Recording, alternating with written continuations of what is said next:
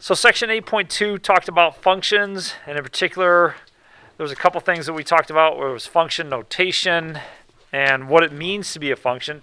Now, I started out my video with this and discussed what it means to be a function. The thing about this is that there was a nice one-to-one relationship when you're talking about, letters to numbers. And that's why you see all these designer phone numbers, 1-800 Mike wins, 1-800 call Sam, and of course the all-important 1-800 DNA type. They're nice because you can remember there's a one-to-one relationship. You give one input, you get one output. So, all right, great. What's that? That billboard right there. What? Yeah, I haven't seen where this one was, but I do know that there are such phone numbers around. Whoops. Now, the thing is, when you're talking about inputs and outputs, what makes something a function is that it passes the vertical line test. That was the big thing here. So let's take a look at a couple graphs. So the green stuff is my graph here. And I want you to help me decide, do these pass the vertical line test? Are they functions? I mean, this is one way I can ask a question on an exam like this. Is this a function according to our definition? No. Fails the vertical line test. Fails the VLT. And on a test, when I ask you, is it a function or not, I don't want just a yes or no answer. You got a 50-50 chance. I want you to tell me why, and the answer is that it fails a vertical line test. How about this next one right here, where this is your line? Is that one a function? Does that pass the vertical line test? Not if you draw this vertical line. That vertical line would intersect this vertical line an infinite number of times, so no. It fails the VLT again. All right. Well, how about this last one? Now, in this last one, I've just got a regular line here, but I've also added a point up here. So what do you think? Could we kind of wink and nod at that one point, or is it just not a function?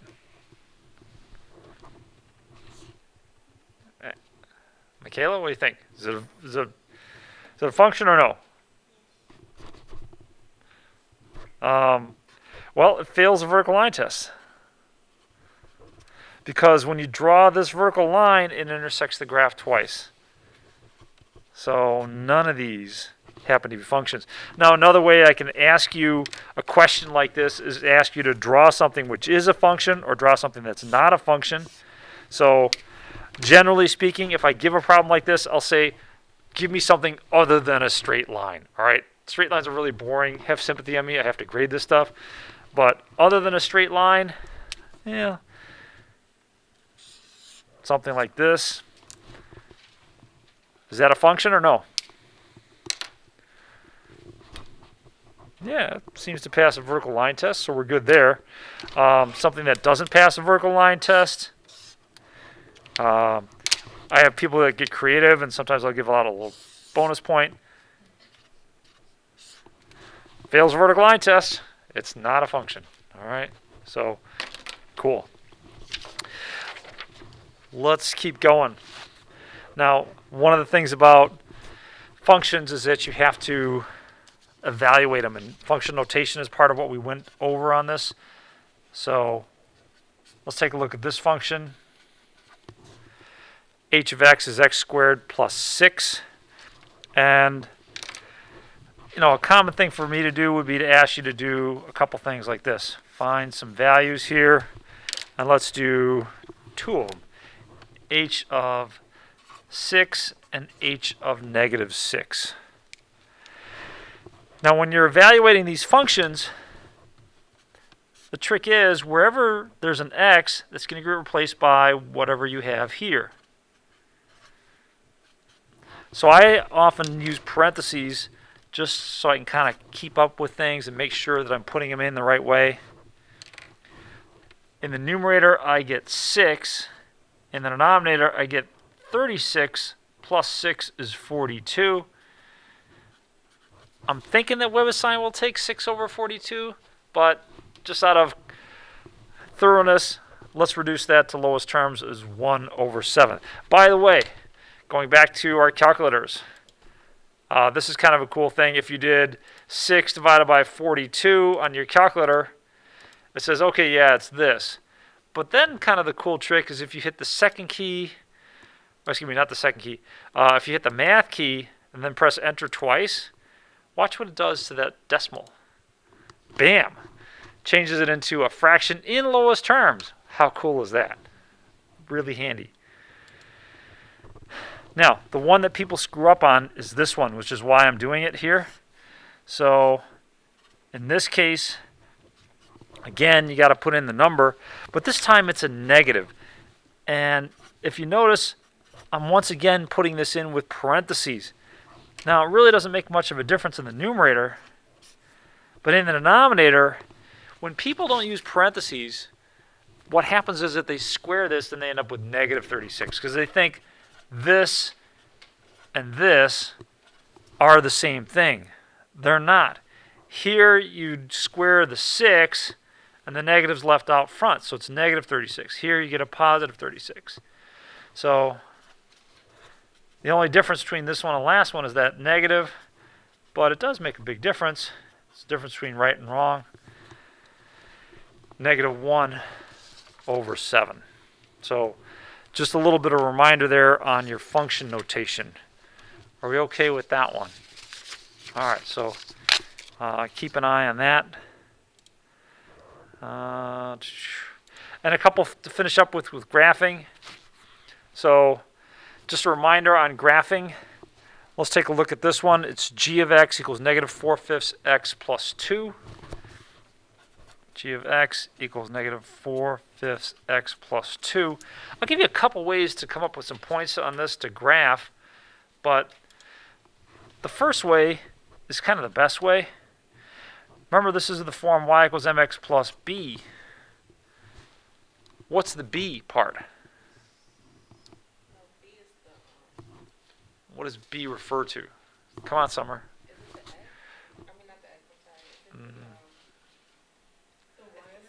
The y-intercept. Yeah, it's the y-intercept. That's where this graph crosses the y-axis.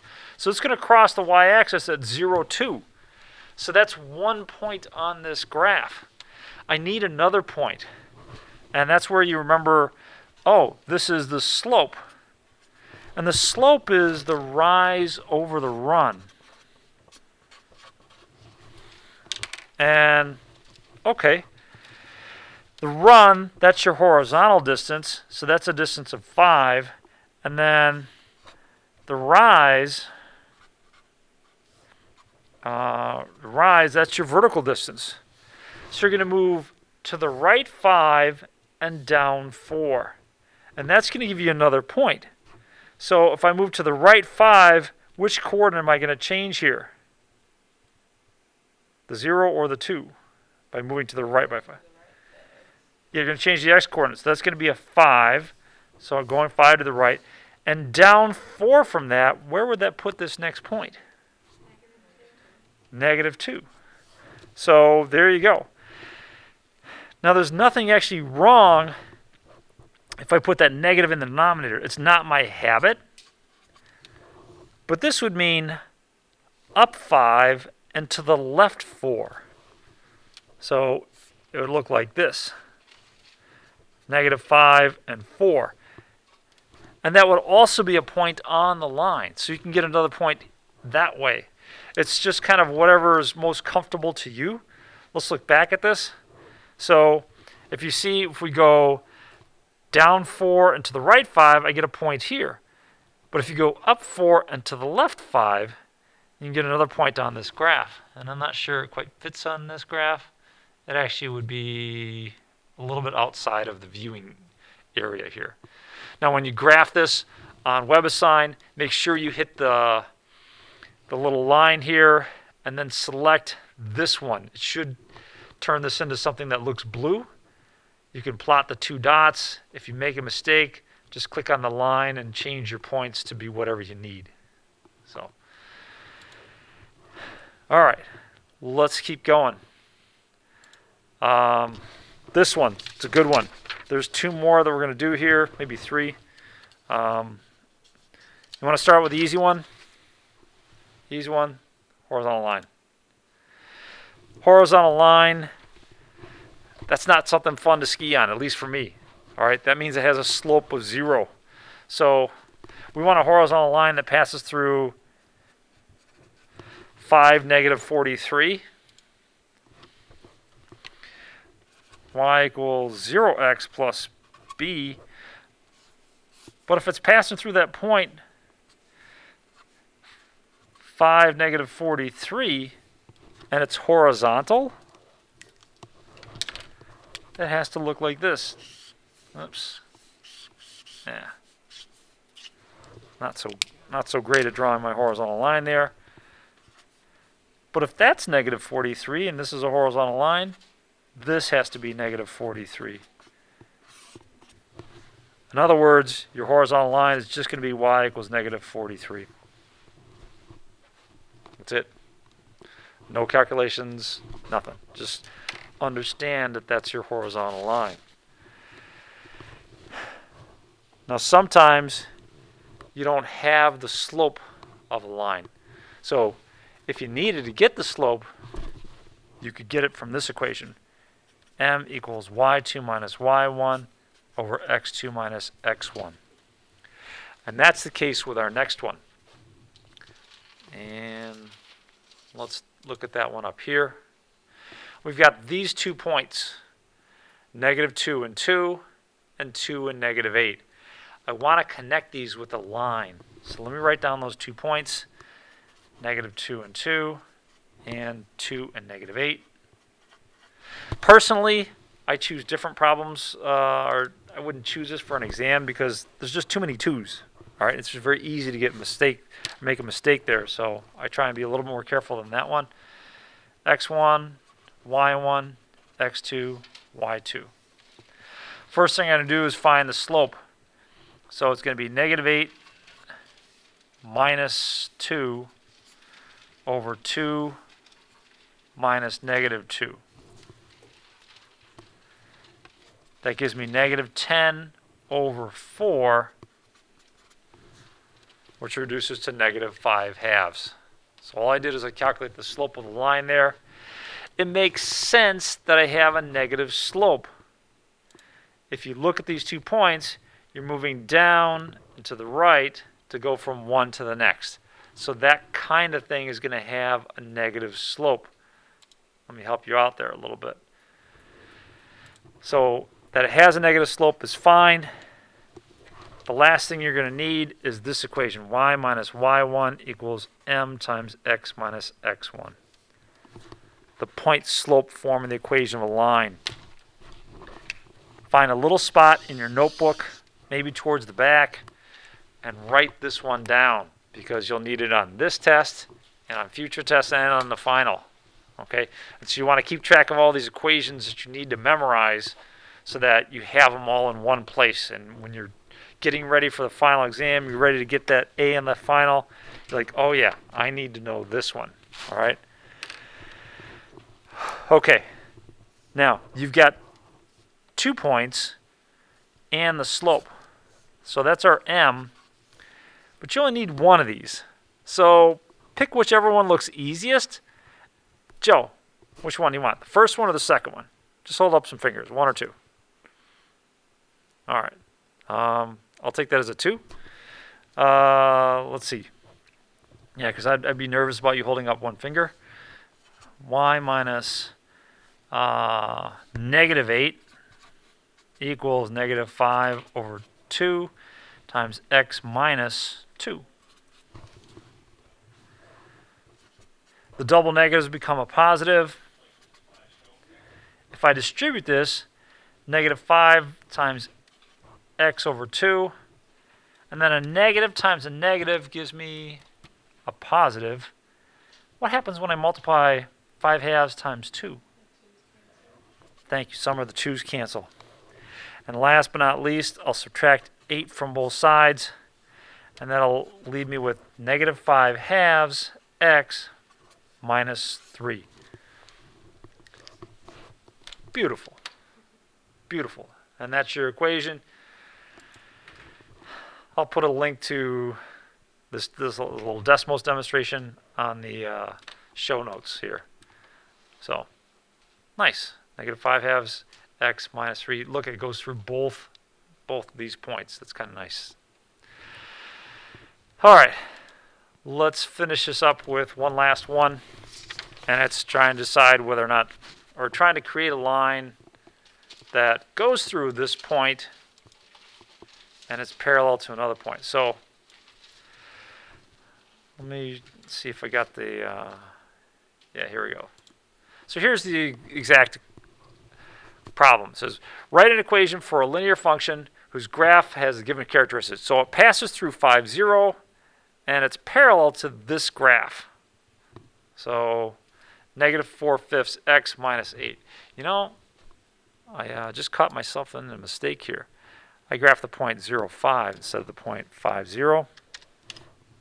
I think it'll still work out. So what's going on here? Well, here's the graph of our line. Let's see.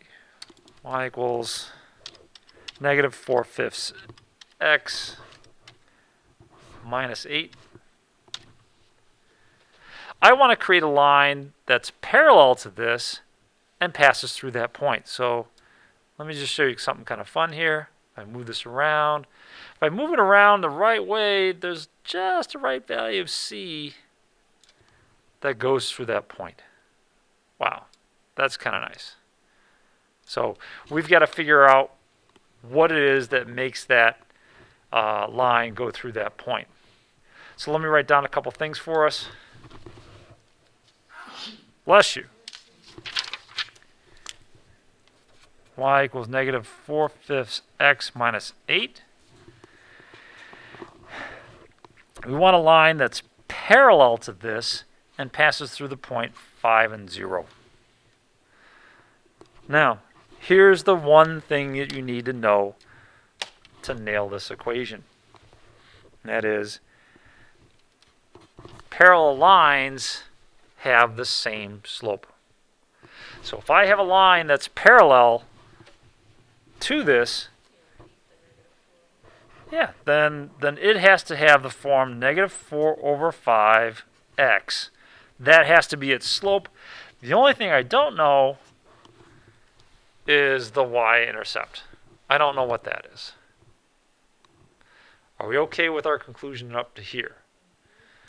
Because I'm going to make this as easy as possible for you right now. Because I want this line to pass through this point has to fit into this equation. So x and y, that means y is 0, and then x is 5. So, okay. So I put in my x and my y values, and let's see if I can't solve. What's negative 4/5 times 5? Negative 4. And so I get negative 4 plus a constant. Move that over to the other side. And I get 4 equals my constant. Yeah, that's a horrible 4. Sorry. So that's my equation then. That turns into y equals negative 4/5 x plus 4. Done. All right. Looking okay there? Okay, solving it is easy, but the why, I'm a little confused. The y? Not the actual y-intercept. The why it worked. Yeah. Why it worked. Yeah, no problem. Let's take a look back at my little desmos graph. Okay? So let me shut this off for the moment. This is the initial setup for our problem. You've got this point and this line. I want to come up with the equation of another line that goes through this point and parallel to this line. So let me move this around a little bit. So there's a lot of different lines that are parallel to the one that I have in black, right? Okay. I've got to choose the right one that goes through this point. But here's what I know about this line. I know because these lines are parallel that it has to have this form. It has to be negative 4/5 x because that's the slope of this line. The only thing I don't know is what the y-intercept is. So if I figure out what the y-intercept is, then I'll be golden. Gotcha. Now, this line has to pass through this point. So when I plug this in, it should work. And that allowed me to solve for C. Good on that one? Yeah. Okay. Excellent. Excellent. You're welcome. Any questions out there from my Zoomers? Doing okay? All right. Let's call it a day in this section then.